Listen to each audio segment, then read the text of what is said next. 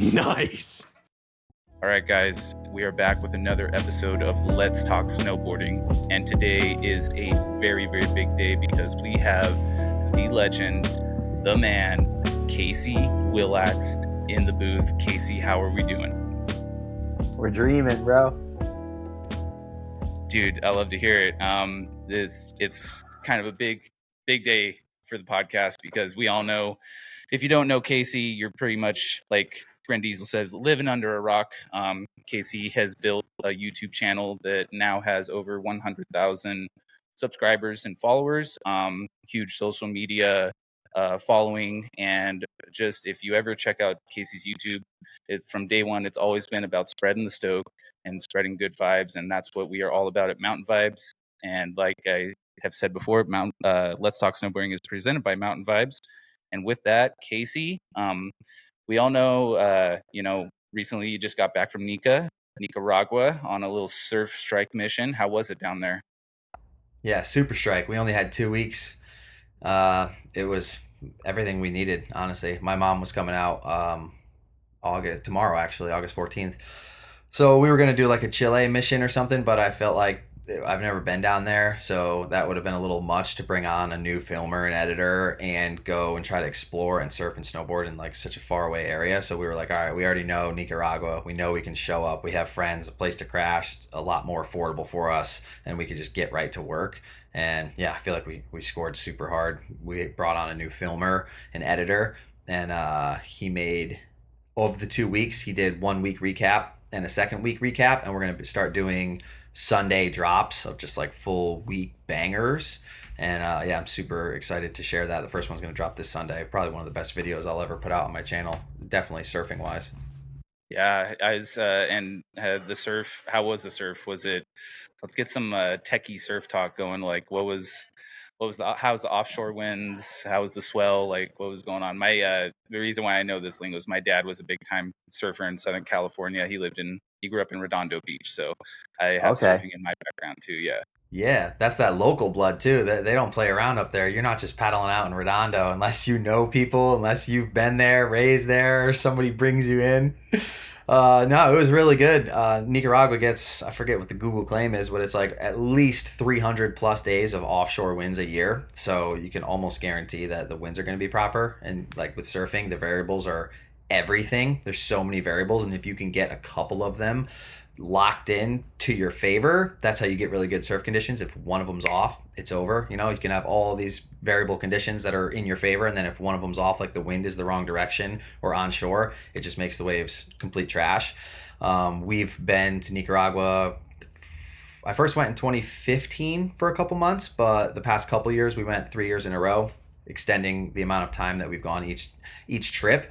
So we're pretty wired when we show up. We have a homie there who's actually like a guide who makes sure, like, his full-time job is that people score. So we show up, we have the rental car, we get right to work because it's not the first time there. And yeah, it was kind of small the whole time, but like I was saying, we know the places to go where when it's really small, it's like a magnet, and that area is so open and exposed to swell that even on like the flattest, smallest days, it's still like 2 to 3 foot. And if we can go to some magnets, it's always overhead. So we were surfing overhead waves at least every day. And then when there's probably like 2 or 3 pockets of swell that filled in for 2 or 3 days over the 14-day trip. So we had like probably 5 or 6 days of some maxing swell and some empty waves. And the first day we got there was probably like 8-foot faces, and a lot of the sand breaks are super heavy, super gnarly, and slabbing on like dry sand. So we got a lot of good barrel time, a lot of good vision. Like I was saying, we whipped up some proper edits with the new videographer, and yeah, I think everything went really as good as you could have hoped for. Yeah, that's awesome to hear, the new videographer, and like been watching the vlogs, and it's been so cool to see that recent photo that Jimbo Slayer took as well. That you coming down the barrel, dude, man, what a shot, man. The stoke was real, and just seeing how you've evolved, and this new videographer, Dylan was his name when we were chatting before we started recording. Yeah, it's sick to see. It's sick to see everything that's going down, and I hope that like it's being reciprocated. These surf videos are just out of control, man. They're just so sick. I Yeah, I appreciate that. It's not easy trying to completely switch your craft out of nowhere, and like to stay humble and then hear the comments from the really good surfers, that are like, oh, you're not what you are in snowboarding. But I just think that when you care more about your progression and you can see the bigger picture, then it makes it a lot easier to not really hear any of the outside voices, whether that's this scenario with somebody saying, like you're not as good as you are at surfing, or it's your parents saying like, hey, surfing isn't realistic for you as a career, you need to do something. I think that just the honing in on the inner feeling that you're doing what's right for you is the biggest part of it all. So yeah, I appreciate the positive feedback. Definitely got a long mission ahead of us. Yeah, and speaking of parents, that's you mentioned that your mom's coming out. What's the plan with this visit from mom? And you've always spoken on how your mom was a big influence in your life, and how she always supported you and made sure everything was proper growing up, and was, I believe you said she was worked as a nurse, right? Yeah. Um, we're just gonna run around and get stoked. She's crazy. She loves doing all types of things. So I'm just gonna like take a break from the content during the month that she's here. We're gonna go down to Baja for a couple weeks. We got Nisa with us too, so we'll film some surfing stuff. And like I said, I'm gonna be doing weekly recaps instead of daily recaps, so that I can have more time to right now hang out with fam, but also build a lot of stuff behind the scenes for trying to level things up to the next level. And yeah, just literally going to the beach, just doing some boat rides. She always like, she'll just hop on Groupon and find like, oh, there's parasailing here. Oh, should we go see whale watching? So I'm like, I got an open schedule. Mom's in town. I delete everything. I'm like, whatever you want to do, I'm super down for. But yeah, she's been like the rock to my whole entire life. If, as you said, if people have heard the bomb hole, losing my father at a young age and having her step up and raise 3 kids, and not even like exactly giving me the advice that I claim that she gave me, but more so just living it and embodying it, and then seeing that as a kid, the way to handle extremely gnarly situations, I feel like has helped me become the person that I am, because we're all dealing with crazy heartache, and we're all dealing with crazy trauma, and we're all dealing with all types of problems within our business or our social or our family. And when I had somebody that like was so grounded in her ways and like never let up on that, never showed like some cowardice or something, and like never was crying over nothing, she's just such a tough badass and would just persevere in every situation. I feel like I subconsciously absorbed a lot of that. Shout out to Madre. Shout out to any parents that are supportive like that of their kids. And I've said it in another episode as well, where she was super down to support me financially the college route, like most parents would or should. But she also said that if that's not what you want to do, feel free to go and skateboard in California if you think that's your dream, but you're going to have to figure out how to do that on your own dime. I'm only going to financially support the route that is like pretty classic that people should do. You know what I mean?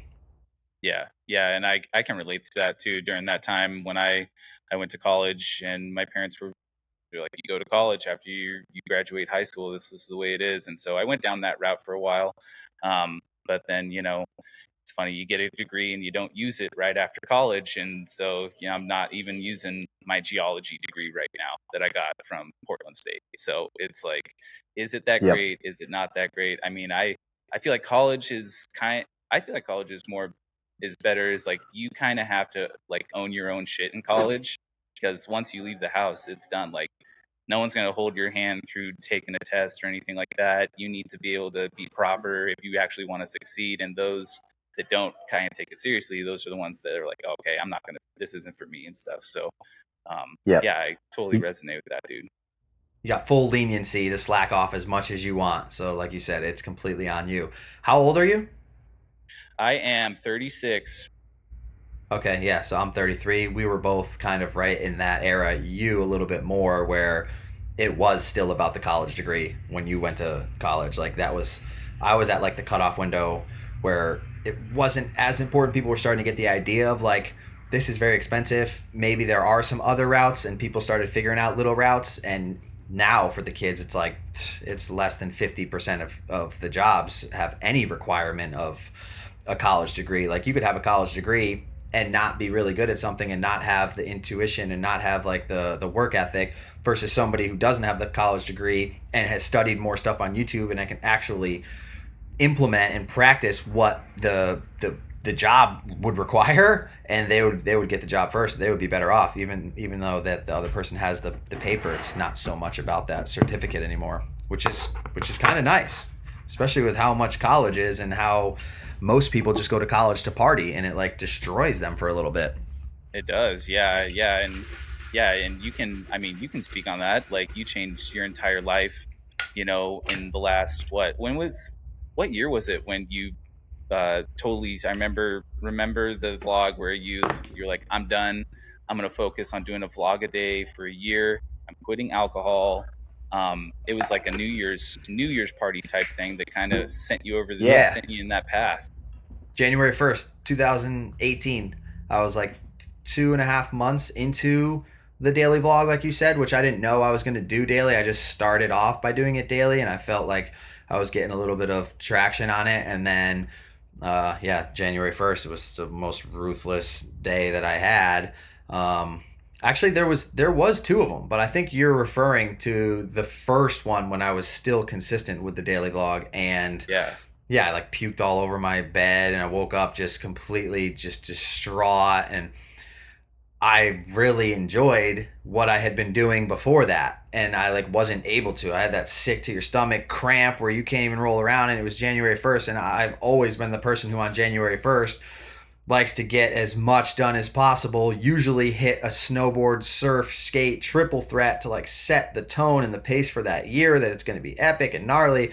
And I don't think I got to the mountain, which I forced myself to go to because of the vlog, and that I was documenting everything. And I was like, I'm not going to just put out a video of me being hungover at home. Like, the whole purpose of this is to do epic stuff and provide stoke for people and show them that you can push through gnarly times, even if that's a stupid hangover that you made a terrible decision with. And so by the time I got to the mountain, I think I left the house at 2:30 or something like that. Got there at 3, got like a run or two in, and came home and was just like bummed out on the decision that I made the day prior. And like, I made the agreement to myself. I was like, all right, I know what I would love and what I want to do, and it's not feeling like this. And if I want to do what I love, it's going to require a lot of energy and a lot of feeling good. So I need to figure out what doesn't make me feel good and stop doing that. And that was clearly alcohol. And so I made the claim I was going a year sober, or maybe I was saying like forever, but it was at least a year sober, and I was going to document every day of 2018 and put a vlog out. And yeah, I crushed that whole year,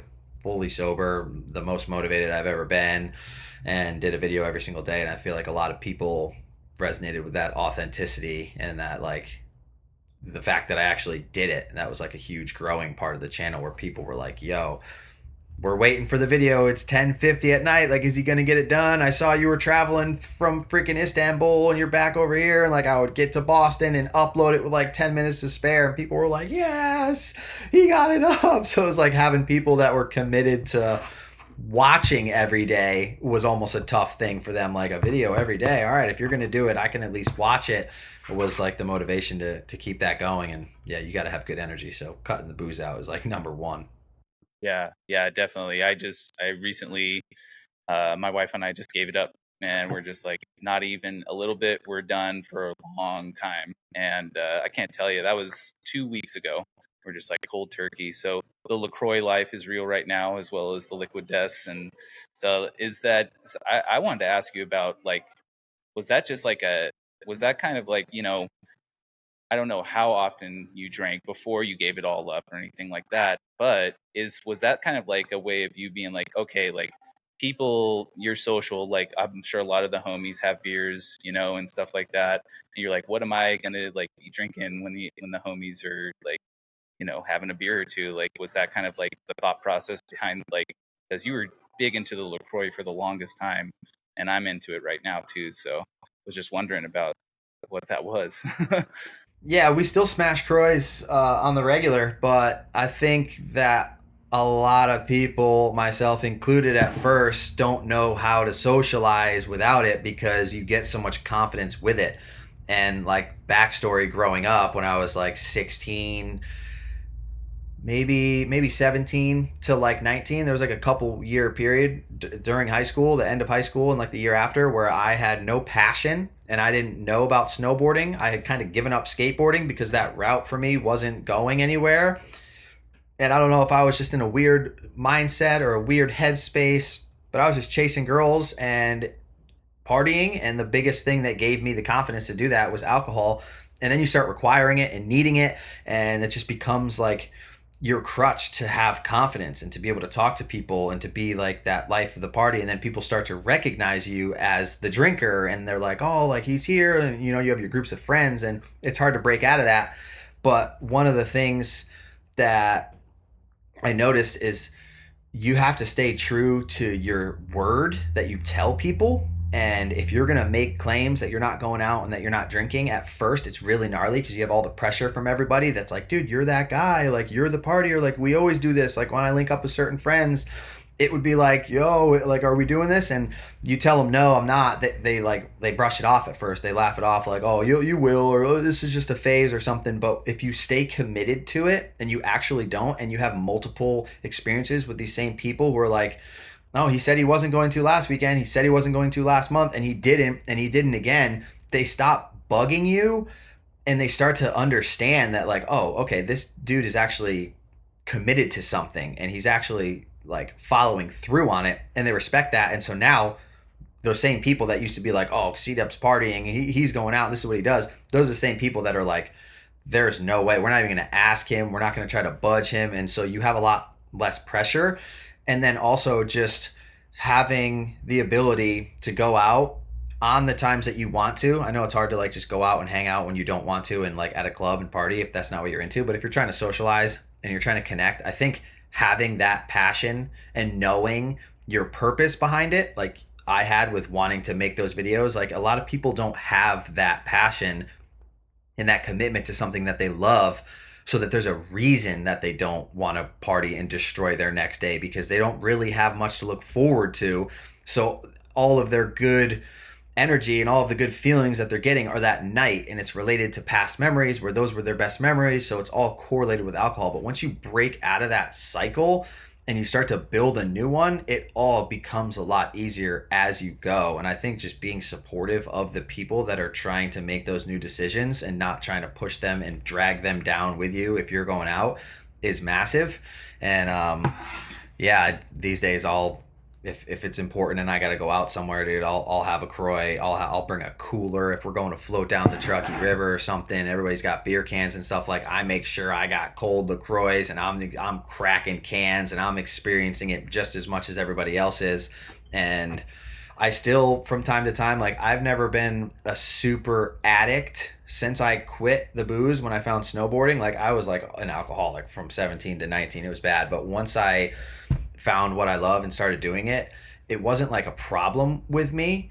It was just sometimes you just feel like that's the time when, you know, like, oh, you just completed an event or you just did like a regimen where you completed 75 days hard or something like that. And then you have a drink. And so I've never gone like I'm sober because I never thought I had a problem.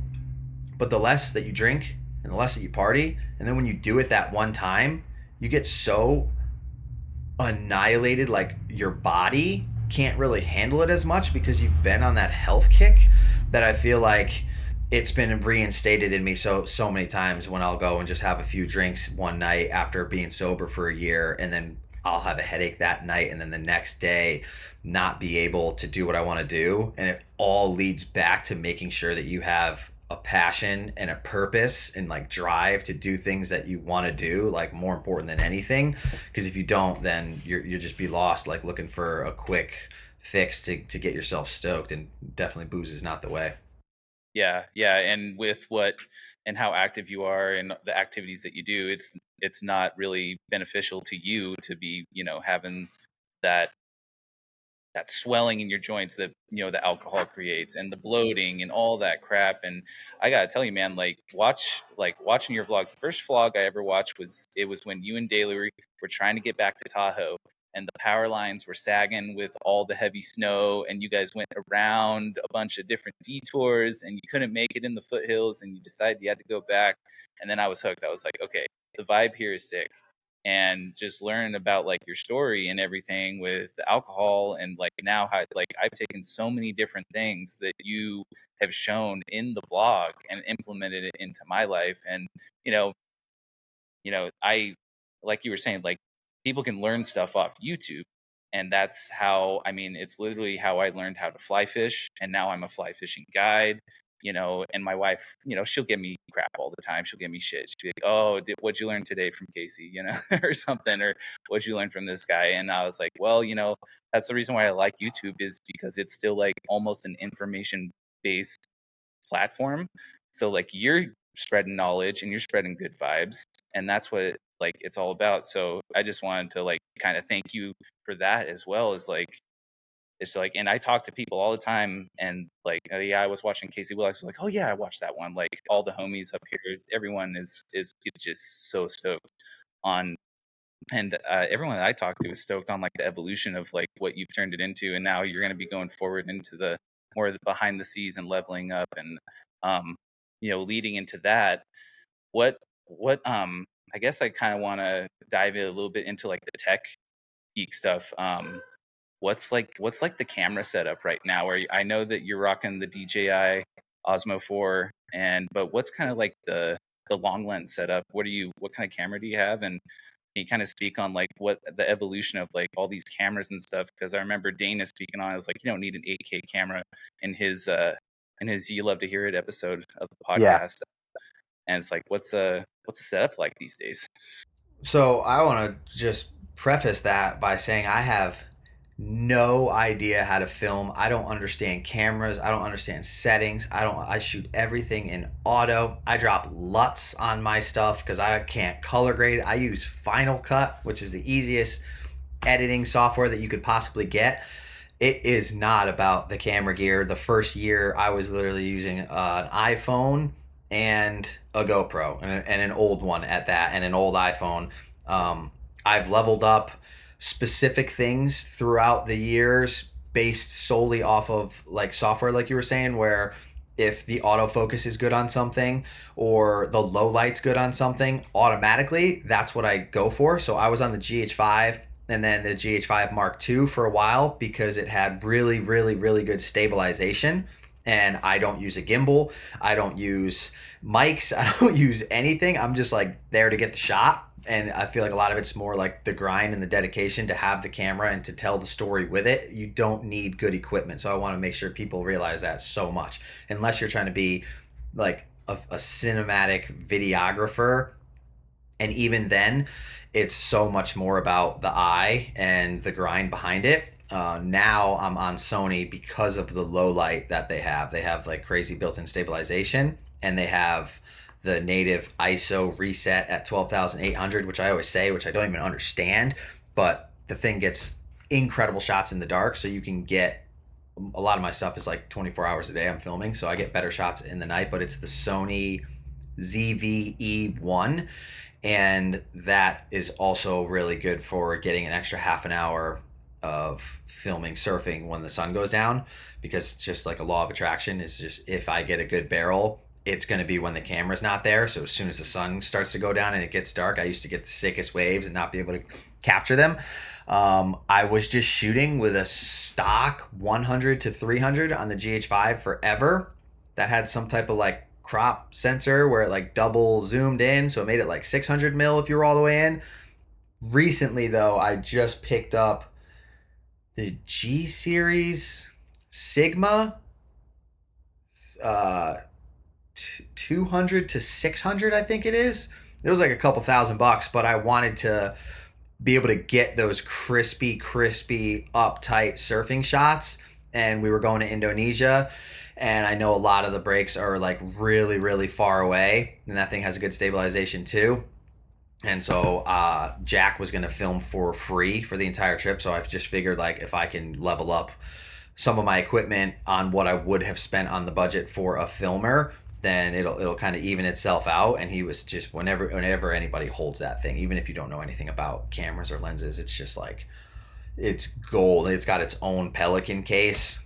So yeah, I'm on the Sony ZV-E1 right now with this like 200 to 600, it might be 300 to 600 millimeter freaking beast lens.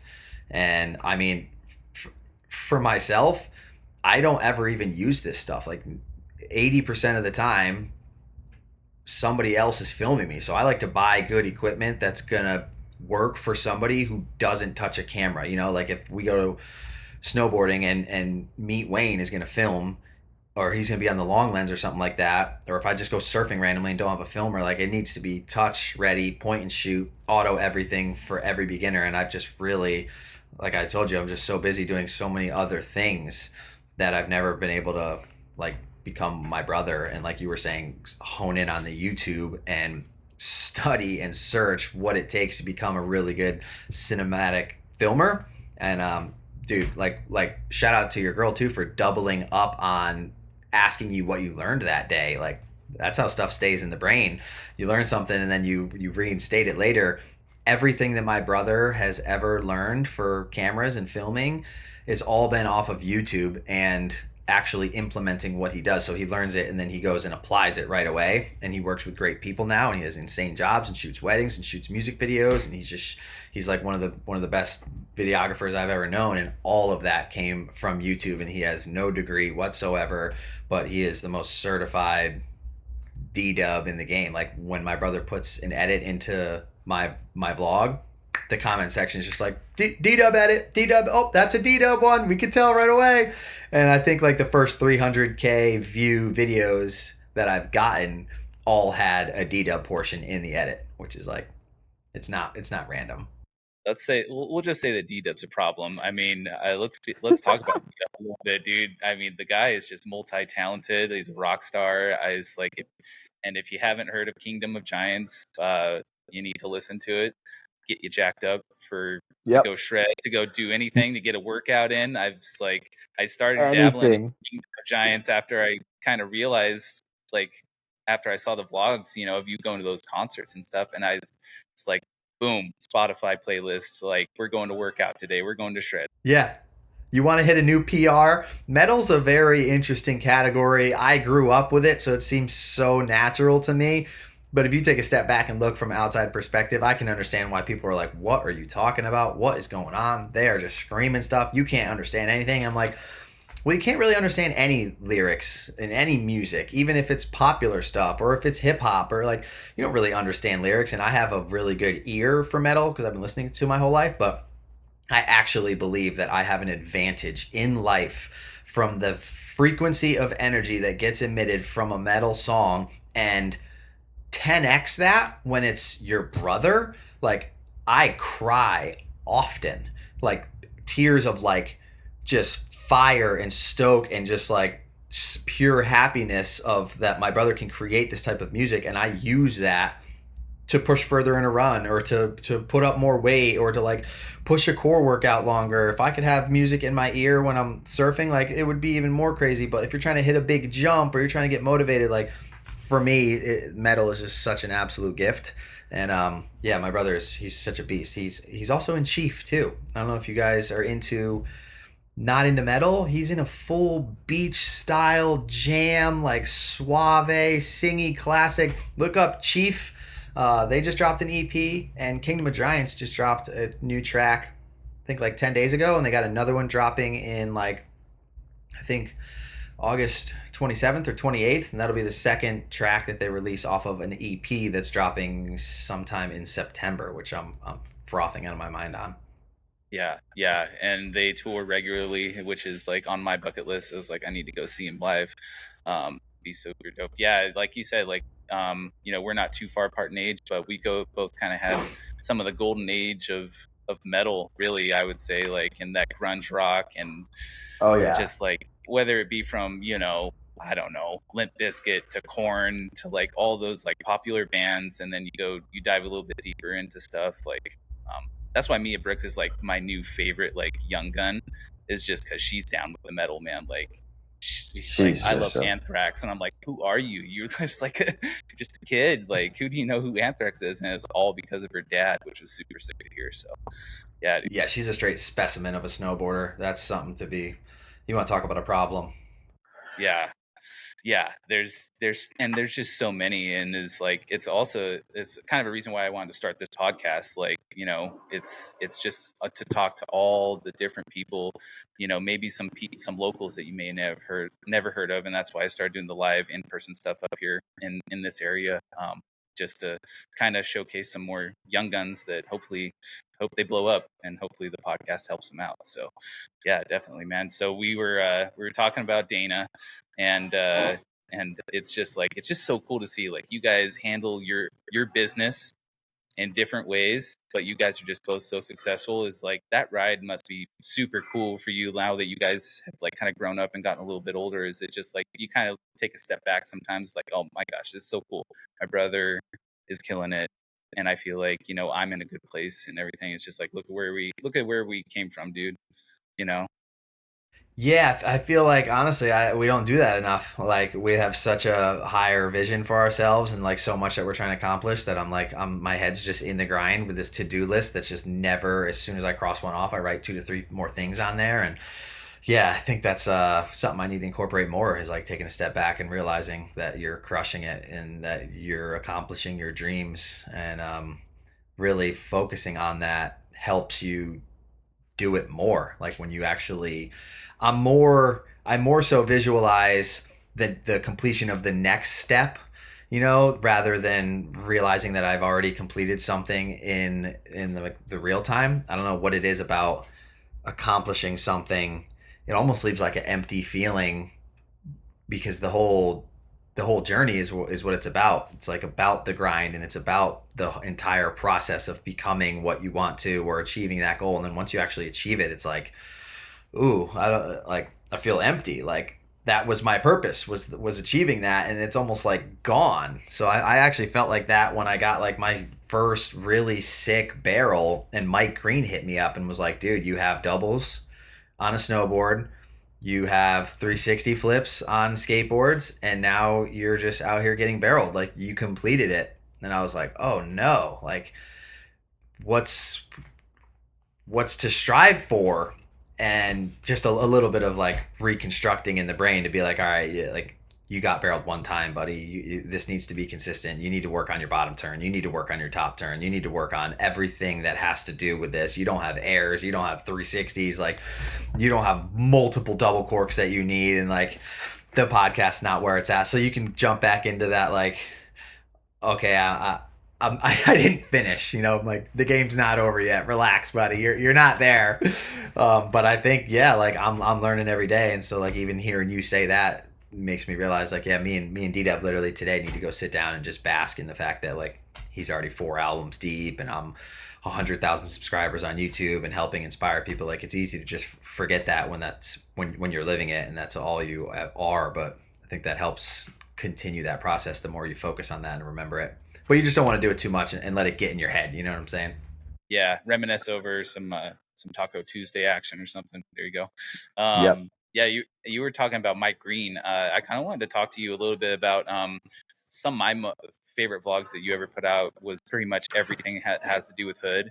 I worked at Hood for 10 years at Timberline. I was on ski patrol on the board, and then I went the instructor route, and I did about 5 years in the being a snowboard instructor. But just kind of speak on like what High Cascade meant to you, what Timberline means to you. Like, I mean, just talk about Hood and what it means in snowboarding, because you've been there, you've lived it. You lived at the Scummets. I had so many homies at the Scummets, and I'm sure you and I know a ton of the same people. Like Ian Smith is one that comes to the top of my mind.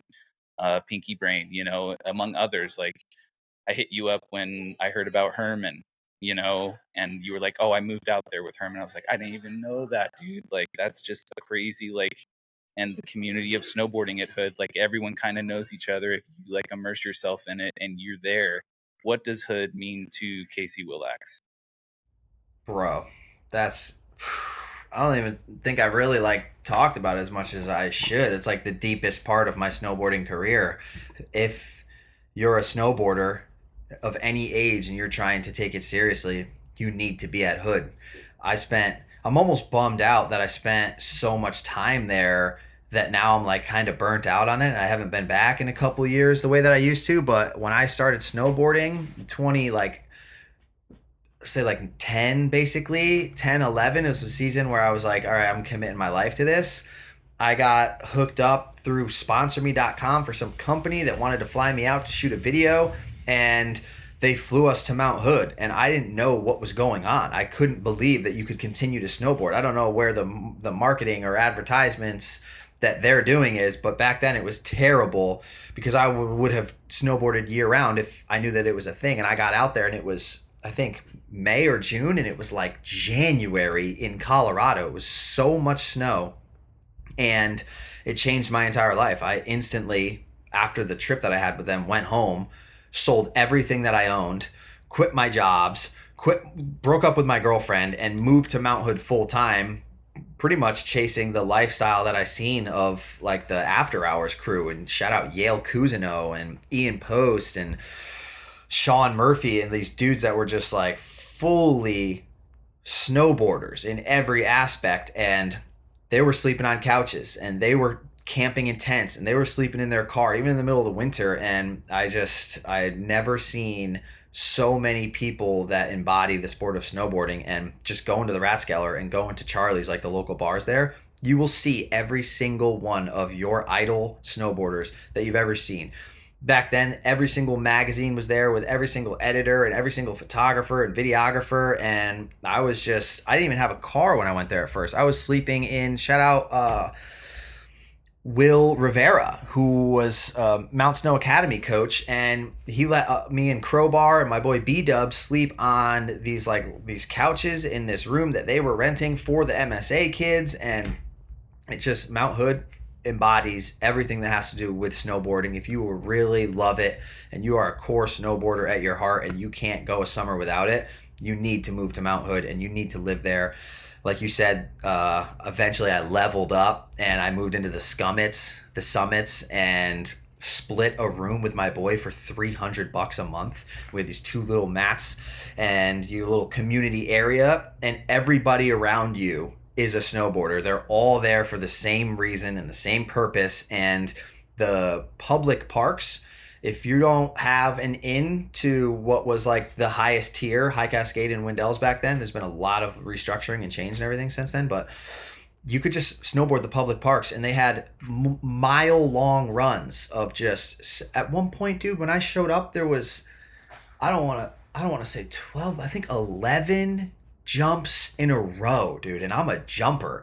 So to be able to get confused on what trick you're on and what you should do and how many jumps you've hit, and is there 3 more or 6 more and there's a step up, like you can do a back 3 11 times in one run and work on back 3 Indy, and just over and over and over again. And it's real winter conditions. They're salting nonstop, so it's like, you don't understand what the salt does. It melts the top layer of snow into the next middle layer, which then hardens it, and then they'll groom it, salt it, and it's like you're getting peak season 6 a.m. conditions in July and August, and you can snowboard without a shirt on. You might get annihilated, but Mount Hood was like, it was the mecca of, and still is, of snowboarding, of the industry, of the underdog. I remember being on the lift and seeing, dude, people don't understand how new to the game I was and even still am. Like, I don't have a massive foundation of snowboard knowledge of the game up until literally 2010. That's why like TORSTEIN.net was like the first time I really dove into snowboarding and snowboard content and stuff. So I didn't even know who Jess Kimura was. I was living with her at the time, and then I was watching the High Cascade Wendell's edits. And I remember seeing her on the lift going up one time, being like, oh, she goes to those camps, and then seeing her in one of the recaps, which was like, those recaps were the epitome of snowboarding. That was like the ultimate snowboard edits, was those recaps. If homies could get one clip in there, it was like a magazine cover. It was like the highlight of their career, and they would just put people on, and they would have the best features ever. And I literally didn't realize that who Jess Kimura was, and that she was my roommate, and until I seen her in one of the episodes. And I think just you have to go there if you want. It's like Mt.HOOD is the pipeline of snowboarding. You know what I mean? Like if you're a surfer and you want to get into the game in the industry, like you have to surf pipeline in the winter. It's like a known thing. Like otherwise you're not really taken seriously. If you're trying to be a snowboarder, you need to be at Mt.HOOD grinding all summer long. They only close for I think 2 to 3 weeks in October for like lift maintenance and stuff, and probably like set up for the next season. But I had evolved for like years and years and years until I would get passes from people that I made connections with, that they would let me use their pass that day. And other times I would sneak into High Cascade or Windell's and just get a couple runs in and get kicked out. Then there's other camps like Mt.HOOD Summer Snowboard Camp where I would go and I would just rake and help build features, and then you could hit that park with there's just like the most amazing people you'll ever meet.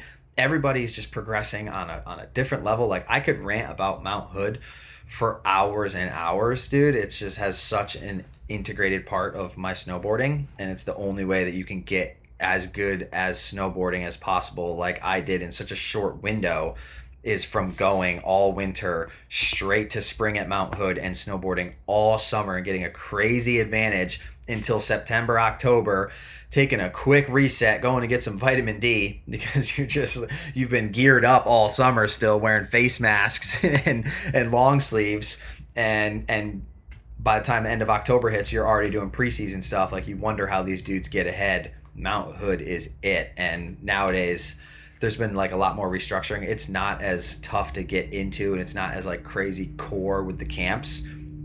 You can just apply. You could go be a snowboard coach at Windell's or High Cascade. Like they're hiring people. You could go be a cook. You could be a chef. You could be a janitor. You could be like a dishwasher. And all you have to do is do your hours off of the hill time, and then you go and get to shred on hill, which is like, it's another must for everybody. Like look up some jobs, put the work in, save a couple $1,000 and go live like a straight just degenerate and sleep in the dirt for a summer at least.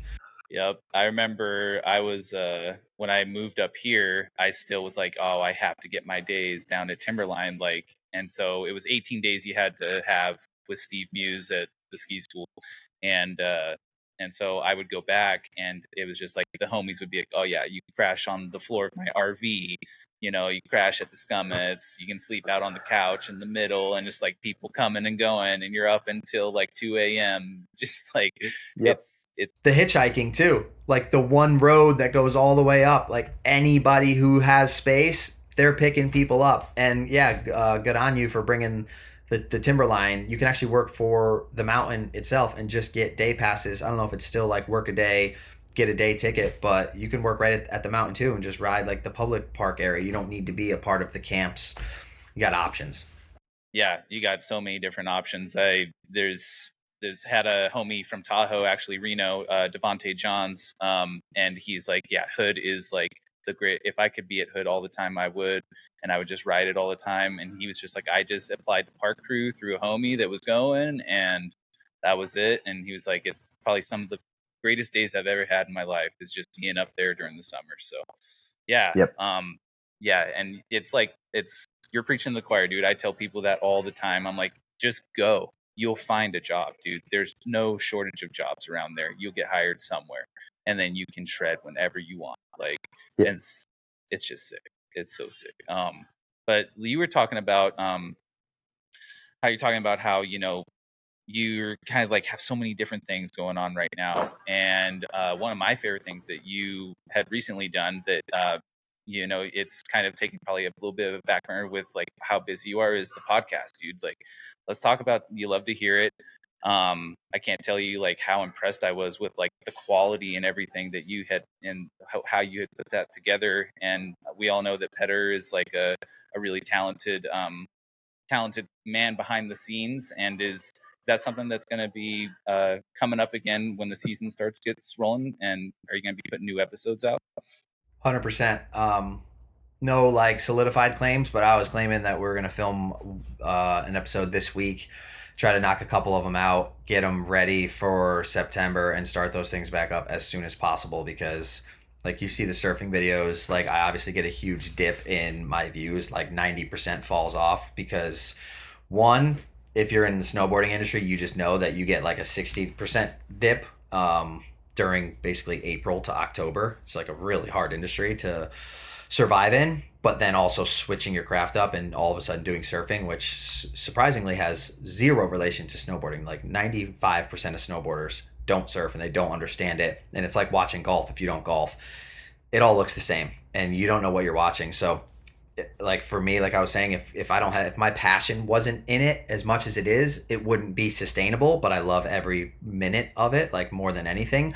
So I do that. And that has taken so much of my time, that what I was relating to earlier with taking a back seat and doing less content, I think stopping putting so much work into the surfing videos and just doing more like a one weekly recap will open up so much more of my time to do like my second favorite thing that I love the most, which is actually more beneficial, the number one thing that's beneficial to my audience and the people that watches me, which is more important than what I love doing when it comes to content. Like it's important for me to go surfing for myself so that I can be the best person and be authentic and real. And if I'm not doing that, then I wouldn't be able to put out the podcast on a real level so that I could give the information in the best format that I can to people. So I'm still going to do my surfing stuff, put out that weekly vlog, but I'm going to hopefully this month start getting back into the podcast. And shout out Mike Green and shout out Petter, like you were saying. I think I wanted to do it so proper that it made it very overwhelming for me, because I was still doing the vlog and still doing all these edits and still managing everything and just distributing content and making short form and all this, that I just added in the podcast.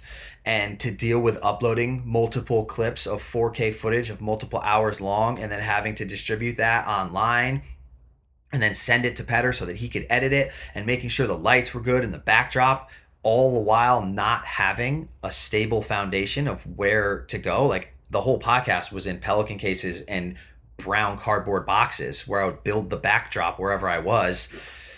And when you're moving, like it takes a full day to set up and film and break down and then dump all those footage overnight and the SD cards and stuff. And if I'm trying to do the vlog in peak season, which is like financially helping me out more and getting more views because it's already established, I think I just cared too much about the quality, and it made me kind of like burn out on it. And so now that I have some more free time, I want to figure out how to not have it be so overwhelming. So I'm just going to start filming some of them, maybe back down like how intense the quality was, because like I don't know if I even need like all these arm stands and all of these mics and everything. Like if I could just clip up with a Rode mic and have one camera filming two people and then one filming the other two people, and only have two cameras instead of one on each person of a 4-person podcast with a wide angle, 5 shots. It was so much to handle. And then you got to do it right and you got to distribute it proper. So paying people was like the biggest thing, where I had like a decent amount of savings, and this thing was going down 80% in like a couple months. And I usually don't care about money at all, but I was like, dude, every dollar that I have, I need to save for the summer, because like I was saying, I don't really make money in the summer at all. So I'm like, all right, well, my livelihood's getting messed up right now, and I'm making $5 a week on this thing. Like I'm not in it for the money, but I need to make sure that I don't like go bankrupt over here and not be able to support myself and then not be able to surf. So long story into it, a lot of backstory, but shout out to the people who help. Like Petter does it for freaking lower than what he should be charging me, because he's the boy and he loves it and he sees the vision behind it. And if he's there, like anybody, if you're there in the beginning and you see something, you help work towards it, you know that you're going to get the compensation when it actually, like when you start reaping the benefits down the road. And shout out to Mike Green, who was running the socials for free for like almost a year or something like that, just posting every day and coordinating with all the other dudes who were making shorts. Shout out to all the homies who were helping like make the short form content. It's such a gnarly process, and it was like for me, it was like adding like an entire vlog production, everything that I do is just like, here's a whole nother one as well. But like 2 more Instagram pages and another TikTok and YouTube shorts. And like now I make all my shorts for my vlog stuff and for my personal content. Now I have 2-3 different people that I'm trying to manage as well. So now I'm a manager as well, and I'm payroll guy, and it was just so much. So I'm trying to back down a little bit, even if I have to just do Zoom calls with people and do recordings and stuff. Like, I think it's more important to get the content out there that's going to benefit and help people, and then just add simple steps in that'll upgrade one thing a week, just a little upgrade a week, not have to deal with 50 crucial things from lighting to sound to. So that's where I'm at with the pod. Should be coming soon. Hopefully in the next month we'll have some episodes here and we'll get back consistent with it. And shout out Jamal, because he's a beast on the podcast, and without him I would just look so stupid in so many ways so often. Righteous Jamal, man. I love he's uber organized, like he's got the questions down, and it's just like some of those first episodes when it was you and him on a call together were super sick to me. Just like the banter was awesome. And yeah, and I can relate, dude. It's hard. Like, I remember when I was first starting this out, I was trying all this stuff in my office. Like, I had like backdrops and trying to do this noise canceling stuff and lights. And my wife walks in, she's like, "What are you doing?" And she's like, "No, you gotta simplify it down just a little bit, and just or you'll never get it done." What matters is the sound. I feel, and that's kind of what everyone kind of says is the sound. If the sound's good, then the rest can come. But yeah, dude. Let's talk about when you mentioned when TORSTEIN changed the game for you. TORSTEIN is your favorite snowboard of all time. Ståle Sandbäck is my favorite snowboard of all time, kind of like the next generation after TORSTEIN. And like you were saying, how HOOD is so magical. Literally was at Holy Bully 1 year at HOOD. And I wasn't in it. It was the private day. But I was waiting for Ståle at the bottom of the mile. And I was just like, where is this guy? Like, he's got to be around here somewhere. I just wanted to meet him. And sure enough, Ståle and Gimbal God ran right behind me as I was getting on the mile lift. And they're like, "Hey, can we ride with you?" And so that was probably one of the coolest moments of my snowboarding career. And TORSTEIN kind of shouted you out not too long ago. I remember that post that you did. But talk a little about like TORSTEIN and his style. And if you've watched Casey's, if you've ever watched Casey's style and stuff, you can kind of emulate. Like, he emulates TORSTEIN a lot. He looks a lot like TORSTEIN out there in his movements and everything. So let's talk about TORSTEIN, dude. Just the man, just like his whole persona. That's a heavy claim. I appreciate the style remarks there. You can only try to have 1% of the drip that this dude has. I feel like he just obviously content era. He was like the leader in TORSTEIN.net, where before you had like updates from people and you could actually direct message like your idols. You just have to sit there and just refresh and hope that another video is going to come out either that day or that week or that month. And those were the Vimeo days. But yeah, he was like what got me into snowboarding when it came to like having fun and just embodying like, yeah, he's one of the best snowboarders ever, the first triple cork ever, like inventing tricks and just dominating the circuit and just winning every contest for like multiple years in a row. But he was having more fun than everybody too. And it just seemed like he was so carefree, and he was, I don't even know how to explain like the style and commentary and banter and content production that he was doing was just, it was leagues above anything anybody else was doing, while still doing full parts and full movies that were dropping. And I think definitely it leaked a lot into my style, because that was like all that I was watching. That's all that I was wearing. You could bring up clips of me literally looking like exactly like TORSTEIN back in the day, like fit wise. And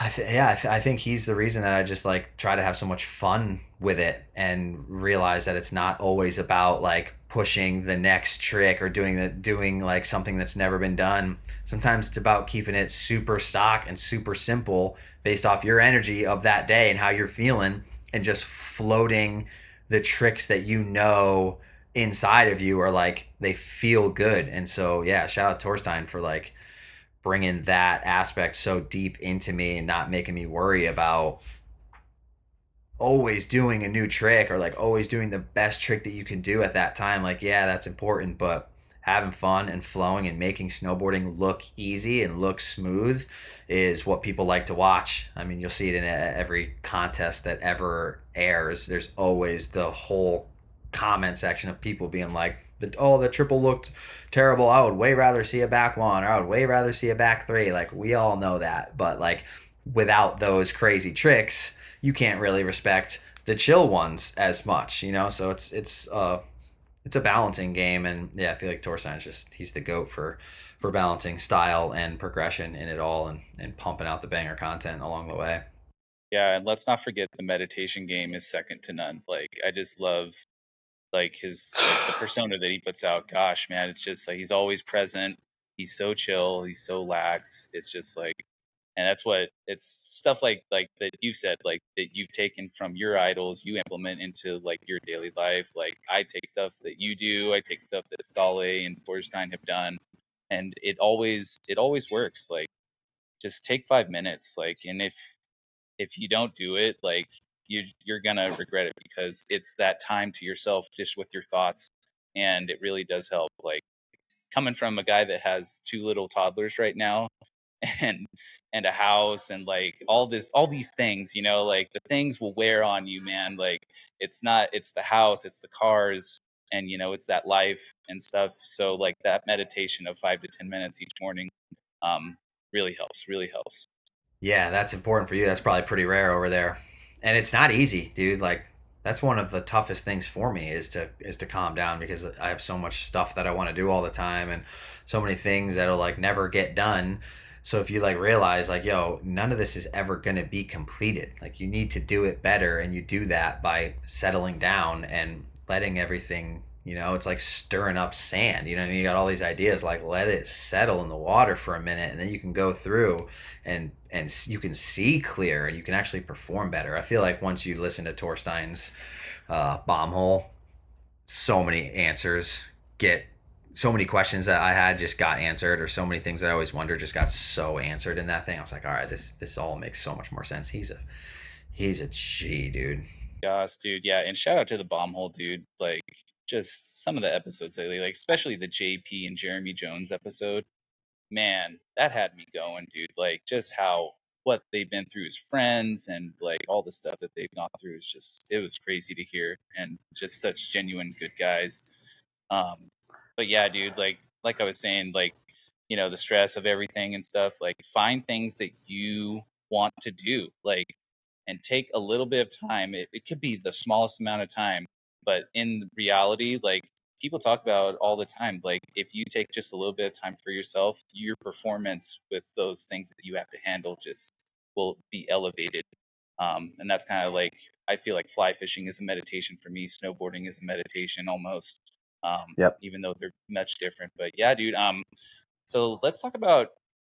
So you recently, well, I guess there really is no home base for Casey, but if you had to say like home base where you're out of right now is basically a storage shed in Utah.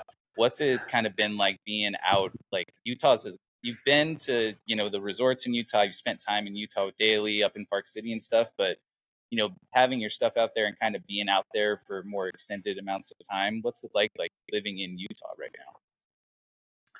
I still gotta say I've never lived in Utah. It's unreal. It's unreal how small amount of time I've been in Utah. I am a guest there. I am a visitor. I'm a tourist. But Utah, I mean, Utah is like the winter mecca of snowboarding. Like Hood is the summer mecca. There's so many progressive snowboarders out there that are just pushing the game like crazy. So many movie parts that are being filmed, like Woodward Park City. Like, they have some of the best parks, some of the best powder riding, some of the best snow. Like, Utah is everything in snowboarding. It's kind of like the pipeline as well, but of the winter. Like, if you want to make it in snowboarding, you got to kind of be in Utah, because the amount of connections that you'll make and the people that you'll meet, and surrounding yourself with people that are better than you, that motivate you, is it's number one. But unfortunately, I don't have a Utah ID. I've never had a residence. I don't have a bill there in my name. I couldn't get an ID if I wanted. No cars are registered there. Like, I just got a room full of stuff somewhere that I almost don't need. But I love coming through Utah, and I love the Stoke there is insane.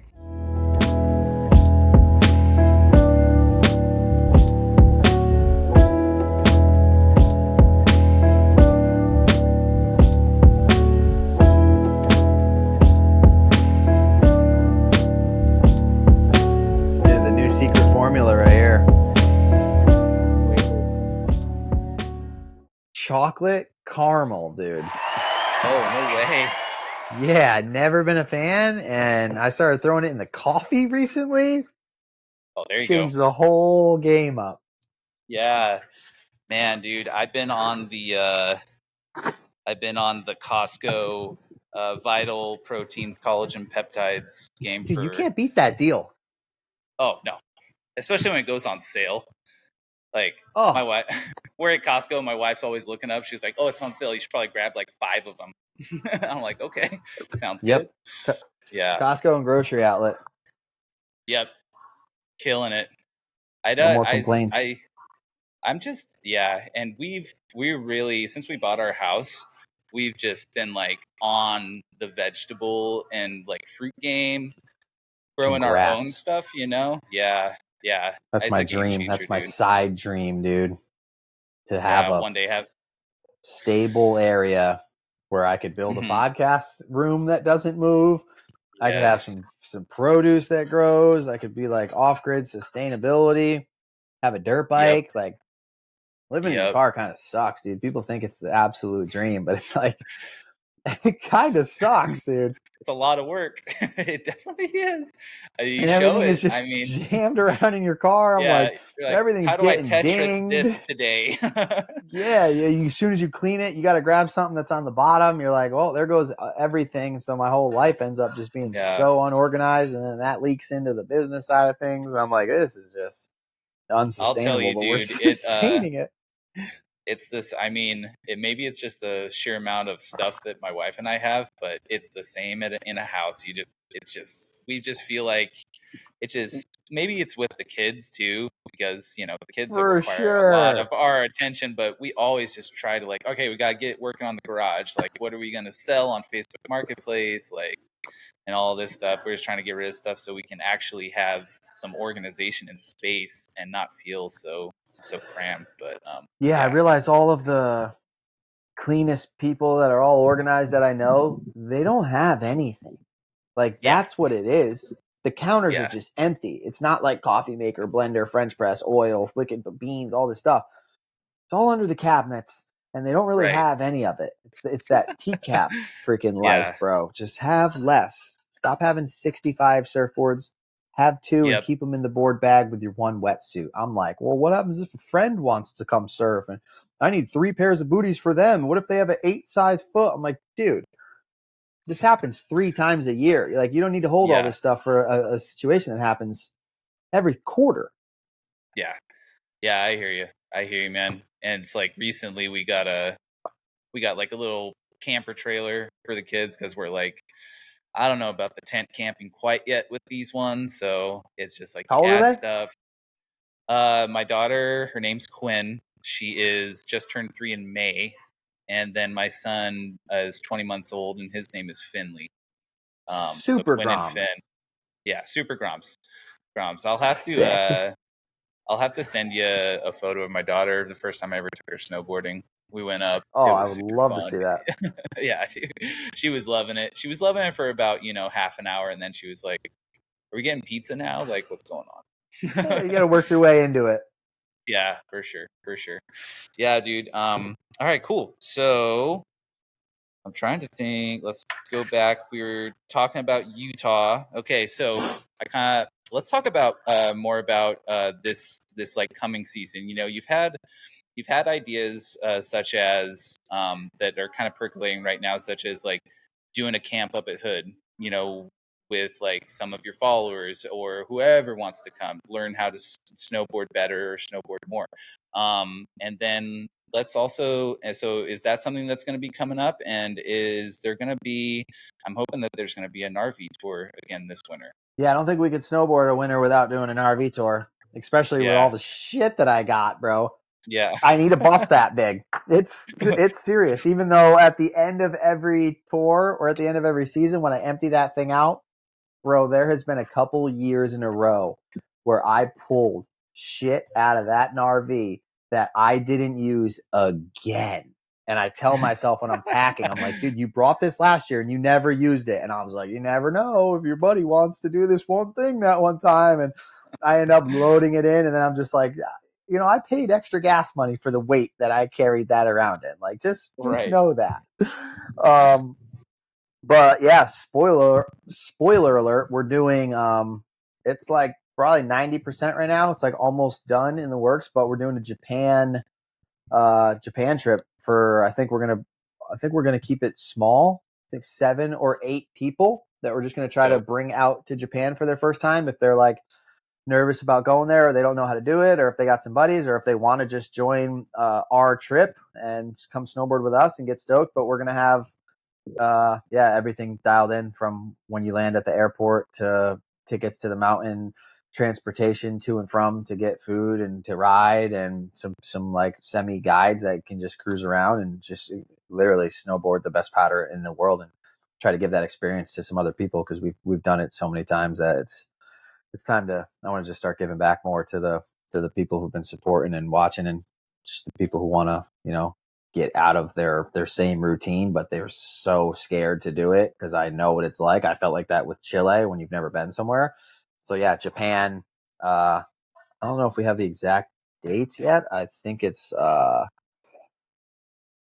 definitely January. I want to say 13 through 19. Excellent. So I should be announcing that soon. I had somebody I just can't do these things myself, and I had somebody who's been setting up Japan trips for years now to bring Indonesians there for the first time to get them snowboarding. And I stayed with him and I watched how he set everything up, and it was just super seamless. And he let us crash with him, that homie Oshi, last year. So I just reached out to him and was like, yo, if you want to help me set something like this up, I would love to have you be the dude. And yeah, so we've been running over that for the past couple of weeks here, trying to dial that all in. So January, Dub Nation Japan tour for the boys. Well, that's good to know, dude. Hopefully that happens each season, and that's something that I'm gonna save up for, and hopefully I can get out there with you guys and go shred Japan, because it's definitely on my bucket list. Japan and Baldface are the two that I want to get to for sure. So speaking of Japan, do you have a preference, or does like each kind of area, whether it be Niseko or Hokkaido, any of those places that you've been to, do you have a personal favorite, or is it just kind of all the best, if just different vibes? Exactly. It's all the best, different vibes. Me personally, I need variety and I need to switch things up. It seems like from 2020 to 2024, since I've been going, that Niseko always kind of just has more snow.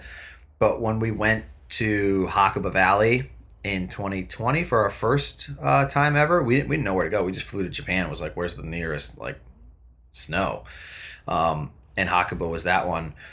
They actually had the most snow that year. Niseko was like in a drought. And then the following year we went to Niseko, and which is up north in Hokkaido Island. Hakuba Valley had like full grass in January, drought style, like no snow. So we got lucked out with that one, and then last year and the year before it was just absolutely puking the entire time. So I think just wherever the best snow is going to be the most fun in Japan, and it seems like over the past like 4 or 5 years that Niseko just gets more of it. But there are so many resorts around Japan that aren't in Niseko. Niseko is very tourist oriented, overpopulated, overpriced. They almost can't even they can't handle the amount of people that are coming now. Super expensive. From when we went there, it was like $10-15 to stay at a hostel. Now it's like $195, I think, for the same room to stay in a hostel, and you can't even get it. They're all overbooked, and you go to eat and there's like multiple day reservations where you have to schedule stuff out like way ahead of time. And it's like just a massive party scene too.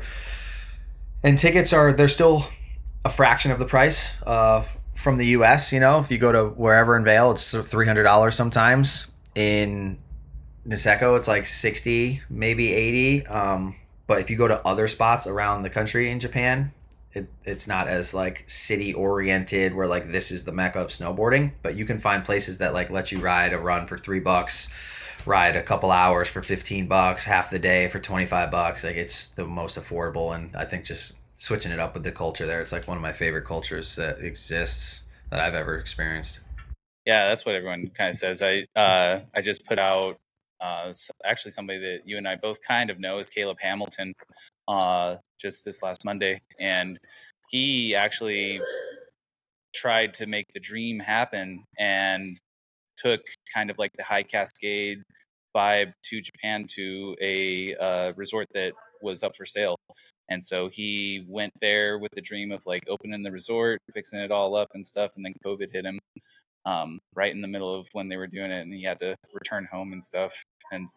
But he does like such cool woodwork and stuff. And he was in that lodge that was down there, putting all these awesome sculptures and stuff, all this cool like woodworking and everything. But yeah, it's just crazy to hear. Like he says it, he's like, dude, there's just little resorts everywhere. Like if the dream is you want to run your own resort, you can make it happen in Japan if you really want to. So that was kind of cool to hear. And so, coming up, what else is kind of going on for you? I know that right now you partnered with LMNT. We see it on the vlog all the time, and gosh, man, those packets are just so tasty. You were just talking about the chocolate caramel to put it in the coffee. Yeah, that was a Jack hack, dude. He hit me up and he was like, "Bro, throw the chocolate in the coffee. I just figured something out." And I was like, "Well, all I got is this chocolate caramel," and it's like, whoa, all right. I feel like I'm cheating, but I'm not. Right.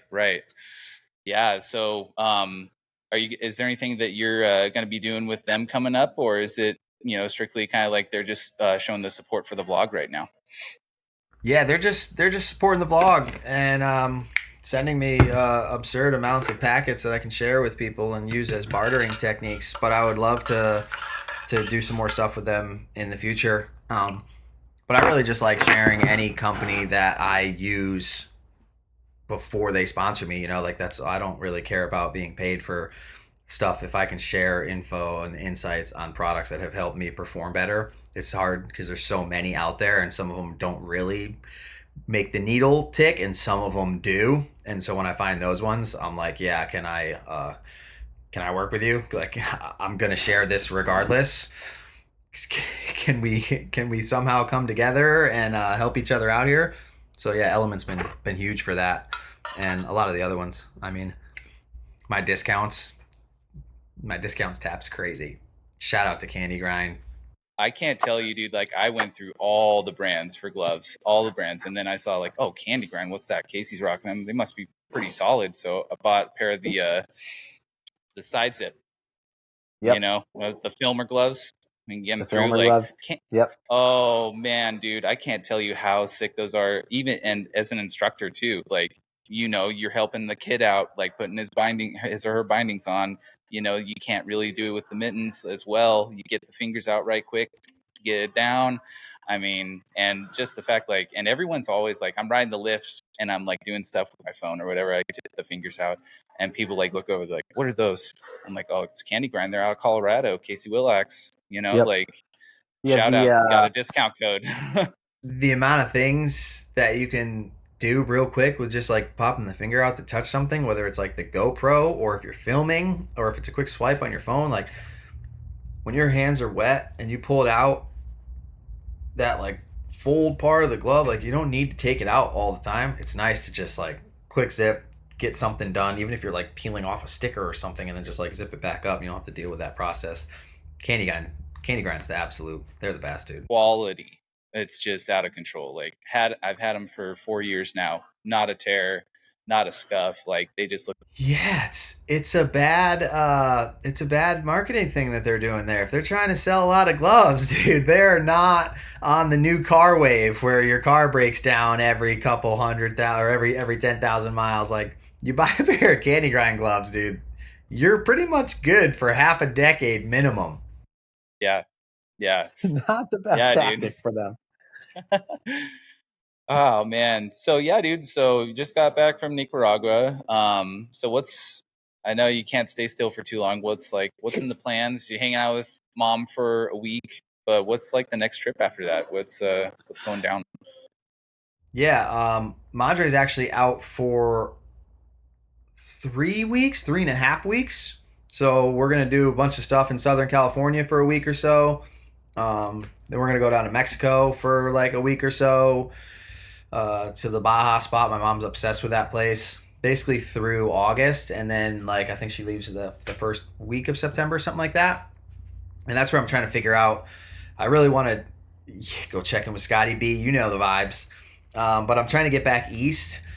But I also want to downsize what I have in Utah. I feel like I'm paying rent there, and I have a lot of things that I don't need that aren't really of too much value. So I'm like paying to store them. So I might move my stuff into a closet, but I want to go back east.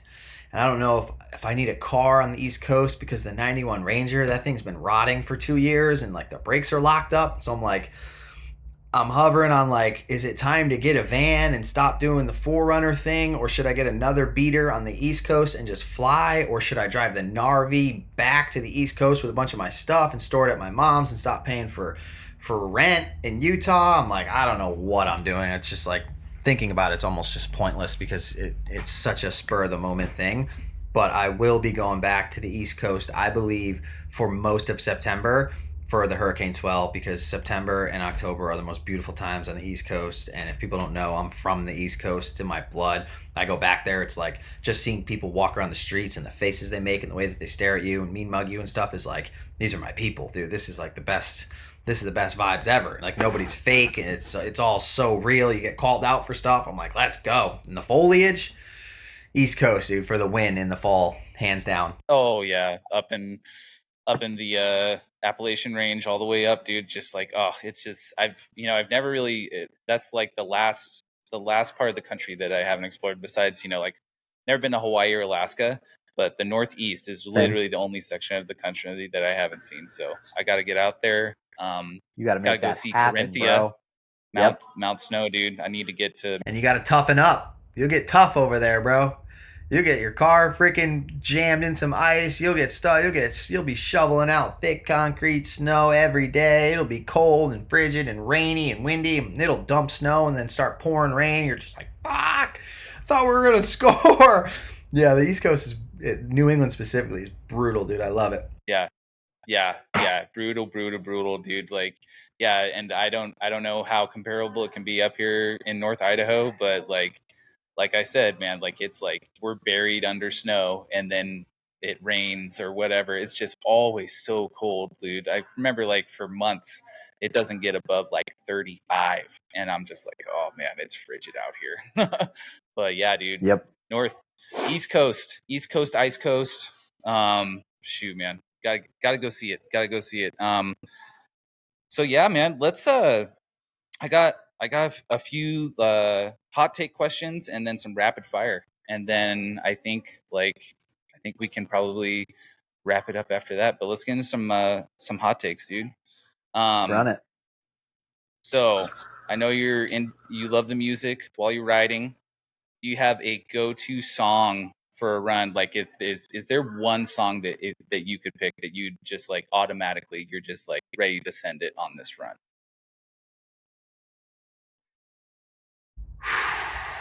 I mean, currently it's the number one is the new KOG track, Asphalt by Kingdom of Giants. Is like, if you're afraid of hitting a jump or something like that, put it on. If you're trying to hit a new top speed, clear a new world record of distance, Kingdom of Giants, Asphalt. I don't know when this will drop. There might be a new one out by then, and it'll probably be that one. But yeah, whatever new Kingdom of Giants track there is, for sure. I love to hear it. Let's go with the 3 most influential riders that you grew up watching. I know that there's one we've already been talking about quite a bit, TORSTEIN. But if you could pick a couple more, who would they be? TORSTEIN for sure. His freaking partner in crime, Haldor, for sure. And I almost want to say Iki, just because like it was a package deal. Freaking TORSTEIN, Haldor, and Iki Helgeson were the absolute ones. But I mean, there's so many more, dude. Like you were saying, Stale, like the new frontier of content. He was like leading in that, and the style and the way that he made 1800s look good and could poke an indie better than anybody with a switch method, and just like, yeah, that was all amazing. Dude, there's there's almost too many to name, bro. I feel a theme coming, kind of like me. Like the Scandinavian riders have always kind of been my go-tos, just because of the level of the fundamentals, and then just the style and how their lines are just so clean. Like they carve into their lines in the park, which is just like edge control. Just like, gosh, dude, so sick to see. Yeah, I'm sure if I had more time, if I look back at this, I'm gonna be like, how the hell did I not think of that? But yeah, probably those were the boys for a while. So what's a perfect day of riding look like for you, Casey? Like, where would you be, and who would be out there with you? Perfect day of riding is a triple threat. It's a sunrise, 5 a.m. Get a couple barrels real quick, probably in Rhode Island, and then nuke it up to Mount Snow for 9. Yeah, probably opening 9 a.m. I don't know if we're getting that actually in the wintertime because of how late the sunrise is, but this is a dream that we're talking about right here. 9 a.m. first chair, Monday through Thursday at Corinthia, preferably 2013, 12 times before Vail Bottom, but they're coming back to that style. And yeah, dude, like my whole mountain at Mount Snow is the perfect day when they have all the snow that they need and the snow guns are off and it's like partially bluebird. It's very tough to ask for a perfect bluebird day there, but I don't think there's any way to progress better or have more fun than Corinthia Parks at Mount Snow, my home mountain, with a couple of the boys, Tom Malik, freaking D-Dub, B-Dub, just, yeah, nitro hot laps on the 4-pack, as many runs as you can hit, perfect corduroy, all of the park crew there, freaking from Sean Anderson to Sean Murphy, that just sculpted everything as mint as it could be. Inferno Open, Storm Row there, like, all of the Corinthia boys, and yeah, just checking carcass and honing in the craft there. Mount Snow. Yeah, we all know like you're so proficient in the park. Do you feel like working park crew really helps you to definitely and understand the etiquette and just everything about park? Yeah, and also not just park crew, but coaching and instructing. Anything that is going to have you on your snowboard when you're kind of over being on your snowboard. So if that's teaching other people and then like listening to the feedback that you're giving them and implementing that into your tactics and being like, oh, I didn't really understand how I was doing this, but now I'm getting like another insight from myself of how I'm connecting these carves. And then of course leading that into competitive coaching and whatnot. But even if it's park crew and you're just like strapping in to go and like cut logs out of the way of trees that fell and stuff, like being on your board strapped in an absurd amount of hours in between and on top of the time that you're riding, when you're riding on your break, and you're just like, your body starts to turn into snowboarding. Like you feel like you're one with snowboarding and the way that your boots are on all the time, and it's everything's second nature. Like strapping in isn't even a thing anymore. There's not that awkwardness of balancing, trying to strap. Like you're just fully living and embodying it on the hill. So whether that's park crew or any other job that entails being on your board, you like an ambassador, like just be on your board when you don't want to be on those days off. That's, I think, what helps like make snowboarding become second nature. Yeah, it's so fun. It's like I have a routine every time I strap in and everything. Like I do the same exact thing, and it's just like, it's funny. Like it just becomes second nature, just like you said. And you know, riding becomes second nature, and just like getting out on the corduroy and everything like that. It's just, oh man, I miss it so much. Can't wait till we have the snows flying again, honestly. Yep. I mean, park crew obviously takes it to the next level because you're shaping the kicker and you're building the transition to the wall ride, so you get like perspectives and vantage points that you wouldn't have otherwise. And there's something about you that like feels like you have to be putting down bangers on these features. Like you were here at 5 a.m. with the headlamp on, shaping them. Like they're part of you, bro. Like you got this. You understand the little nuances of the lip, and if there's little bumps or wedges or how big it is, because you see so many perspectives of like looking at the kicker from the side. A lot of times you just look at it from the lift at a 90-degree angle and then a 0-degree angle coming straight at it. Like not many times do we like look around and hang out and unstrap and build the thing ourselves. It feels like a little more personal with the park crew. I love it. Right. Yeah. And to bring up Caleb again, Caleb Hamilton, You remember the flow, the flow park at Timberline each spring, right? You've ridden that, I'm guessing, many times. It's literally my favorite time. Anytime I've ever snowboarded, anywhere I've ever been, is flow park time at Timberline. That park is just like so cool to me. But I didn't know, Caleb told me in his episode, he was like, yeah, I kind of got in trouble on that one. I was like, oh, you started the flow park? He was like, yeah, I just started seeing these shapes.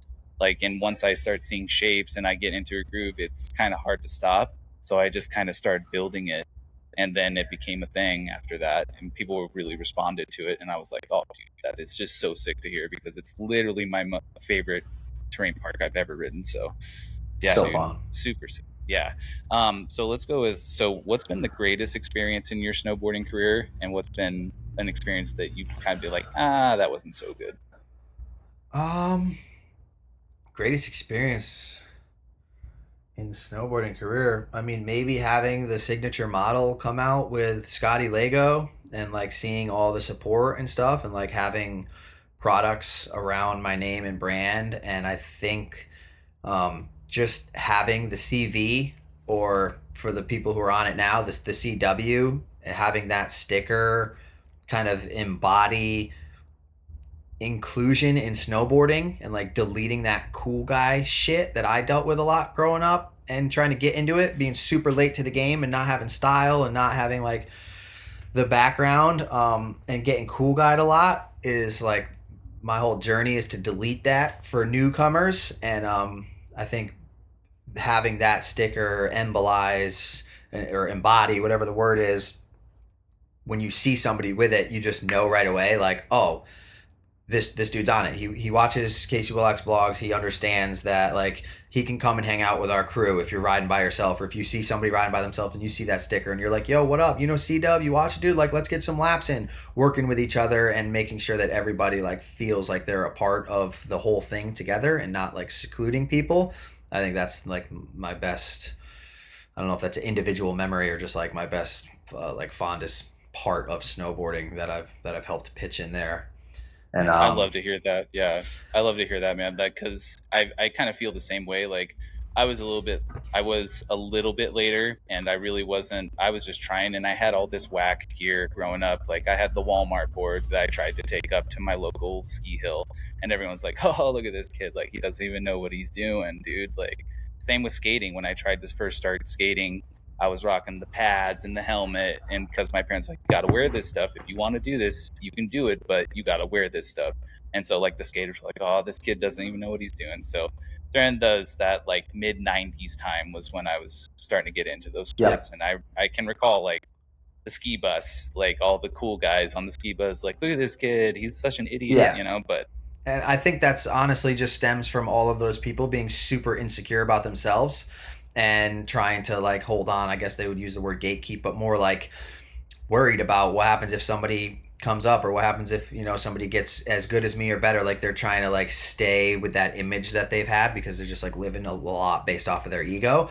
And that would have to be my response to the other one. Like, the worst experiences that I've had snowboarding are not getting, not even like support and love, but just like not getting just common mutual respect from people that you look up to, or not having those same people have like, I don't know, like balls enough, or just be enough of a man to say something and be like, yo man, just in case you didn't know, like, this is why this is happening, or like, do you want to like fix the style? Like, this is how you do it with the arms, so your arms aren't flailing around. Or like, I noticed that you're spinning in and out of all of the features. You're doing really good and it's sick. Like, I can tell that you have commitment and you're putting the time in and you're down to learn tricks.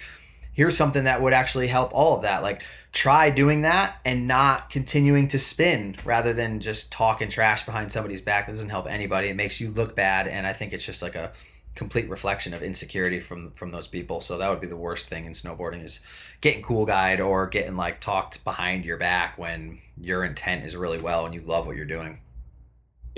Yeah, and that's something, and that's like, people like you is why I feel like the sport will continue to grow. You look at like, a lot of people that I've talked to, like, I'm sure that you're familiar with Half Cap King, and he was like, I basically started this whole thing because I saw that Casey was doing like cool stuff on YouTube, and his vibe was exactly how I wanted it to be. I wanted to help people. I wanted to show them like, hey, this, maybe don't do it like this next time, or like this is unsafe. Like the safety videos are always so cool, and the park etiquette videos that you put out, because a lot of people, they just don't know. I see it every single day when I'm up on the hill, just barreling through the entrance to the park, just like not like letting anybody know, and like you could hurt people. Yep. It's like a dangerous environment. So And then when you see the viral video or the clip of that happening, it's always the tough guy dude who's just filming it, who could actually have a part in stopping it or enlightening the dude, that's just like, look at this idiot, watch, look at this dude, so stupid, blah, blah, blah, blah.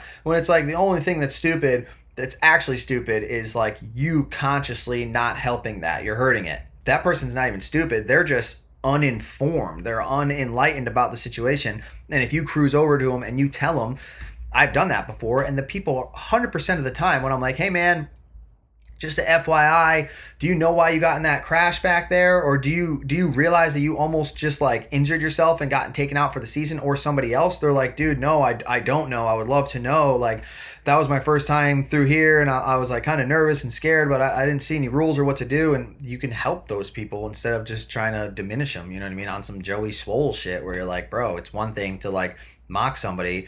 It's completely another thing to go up to them and tell them, hey man, this is what's going wrong here, and this is how you can fix it. It's just seems like such a better way to approach situations. yeah, because it's a dangerous thing that we all do, and safety has to be paramount. It really does, and any way that you can help those people out that may not be being safe is the best way. gonna So help that's you. why I always really appreciate it. Yeah, Gonna help you not For get sure. blindsided. yeah. All right, dude, rapid fire. Okay, let's go. This is gonna be hard for Do you it. because this is your whole vibe: skate, snow, or surf. If you had Triple to pick threat. one triple threat, Triple threat. F it. I'm No, going with I mean- all of them. I mean, snowboarding for sure is number one, but surfing is currently number one. But I think snowboarding is always going to be like the majority. Well, I feel like, yeah, and you probably feel as though that you're surfing, you can keep going and progressing in that surfing, whereas like I feel like at some point during our age during snowboarding, we're kind of like, okay, I'm good with the level that I'm at. Maybe I'll just make stuff look cleaner, and that's Yeah. how I am. Like, I'm not chuck. That's kind of where I am in snowboarding too. You know what I mean? Like, to go past doubles and 12s is going to start being triples, and I'm like, I'm not winning contests from that, so I don't really need to do that. It might be cool to do a triple backflip one time just for the soul, but snow, surf, or skate, the answer is whichever one I'm currently the worst at. And I'm definitely the worst at surfing. So we gotta balance out the scale. There you go. Pants or bibs? Woo! Baggy pants. Baggy pants. Baggy pants. Goggles or glasses? Oh, these are all they're like situation oriented. I'm going goggles just because I'm always rocking goggles. I can't say glasses.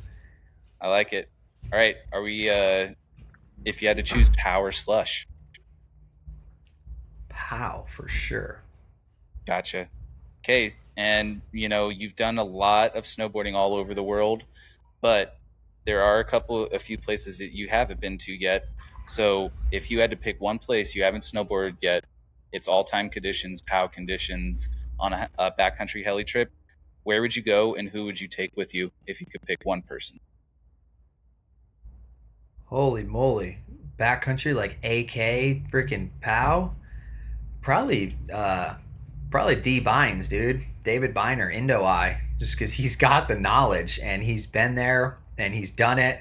And I'm a very safety oriented dude. I ain't trying to die in the backcountry with no knowledge. So if I got somebody who's broken down every single possible condition and variable and it is like rips, D Bynes is the boy. Even though he probably hasn't been there in 10 years. Is that your boy where you went out to the Whistler backcountry with, and you and Daly? That was Jason. He's the owner of the Wildcat. Biner is Indo-Eye. He's the videographer. Any like water photography shots that I've got of getting barreled, he puts me in every position. He introduced me to Mexico. He introduced me to surfing, and yeah, he's the Indonesian freaking local god now. Yeah. Are you? I can tell you're. So the next trip out to Indo on Wildcat is gonna be next season, right? And you're gonna be taking some people with you.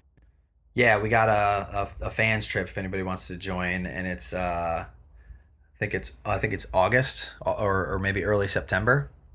2025 though. Yeah, we got a fans trip that we're trying to do the same thing with snowboarding, where we can bring people to Indo that have never been and dial them in and give them the trip of a lifetime surfing wise, and then we're gonna have another trip followed up after that with some of the OG homies. Yeah, yeah. And that's how you got your start. Like, that was kind of your process, is you spent like 3 months out there in Indonesia, didn't you, when you first started surfing, to kind of just get your bearings and start refining that craft, right?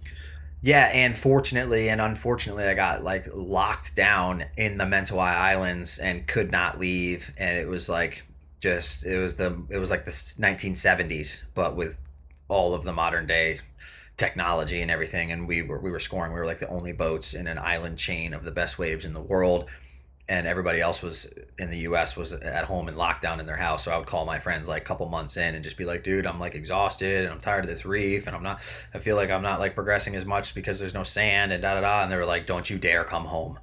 We are all jealous and watching what you're doing. Don't you dare leave that boat or leave those islands. Stay there, keep doing what you're doing. And yeah, it was a catch-22 being in the gnarliest waves in the world, having to watch from the boat sometimes. But yeah, that's where a lot of the progression happened for sure.